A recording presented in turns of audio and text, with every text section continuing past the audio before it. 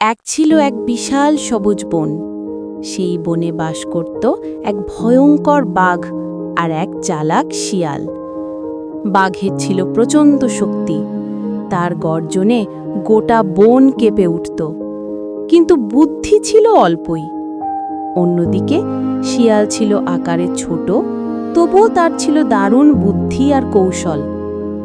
একদিন ভোরবেলা বাঘ ক্ষুধার্ত অবস্থায় শিকারের জন্য বের হলো। সে হরিণ ধরতে চেষ্টা করল, কিন্তু হরিণ পালিয়ে গেল। খরগোশ ধরতে গেলেও ব্যর্থ হলো। সারা দিন বন ঘুরেও কোনো খাবার জোটাতে না পেরে বাঘ ক্লান্ত হয়ে পড়ল। ঠিক তখনই এক শিয়াল সেখানে এসে হাজির হলো। বাঘ চোখ লাল করে গর্জন করে উঠল আর বলল, আজ তোকে আমি খেয়ে ফেলব।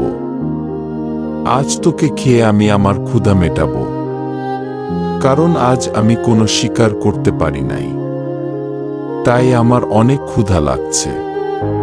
শিয়াল ভয়ে কাঁপলেও মাথায় বুদ্ধি খেলল।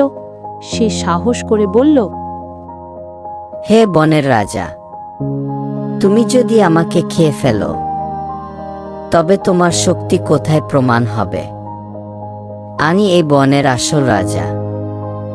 সব পশু পাখি আমাকে ভয় করে চলে। তুমি চাইলে আমি সেটা দেখাতে পারি। তুমি কি দেখতে চাও যে আমি এই বনের রাজা? বাঘ কিছুটা অবাক হলো।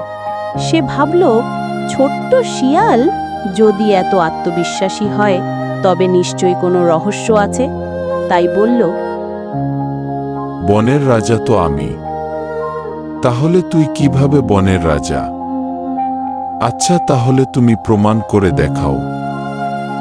শিয়াল সঙ্গে সঙ্গে বাঘটিকে নিয়ে বনের ভেতর হাঁটতে লাগলো। তারা যেদিকে যাচ্ছিল সেদিকের সব পশু পাখি ভয়ে পালিয়ে যাচ্ছিল। হরিণ দ্রুত দৌড়ে পালালো, খরগোশ গর্তে লুকিয়ে পড়ল, পাখিরা ডানা মেলে উড়ে গেল। আসল কারণ ছিল, বাঘকে দেখে সবাই ভয় পাচ্ছিল, কিন্তু বাঘ ভেবেছিল তারা শিয়ালকে ভয় পাচ্ছে।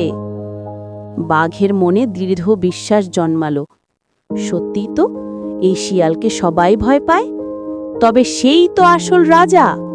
ফলে বাঘ আর শিয়ালকে আক্রমণ করার সাহস করল না, বরং সে তার সঙ্গী হয়ে গেল। এরপর থেকে বাঘ আর শিয়াল একসাথে চলতে লাগলো। শিয়াল তার বুদ্ধি দিয়ে অনেক বিপদ এড়াতো, আর বাঘ তার শক্তি দিয়ে শিয়ালকে রক্ষা করত। এভাবেই তারা বন জীবনে এক অদ্ভুত বন্ধুত্ব গড়ে তুলল।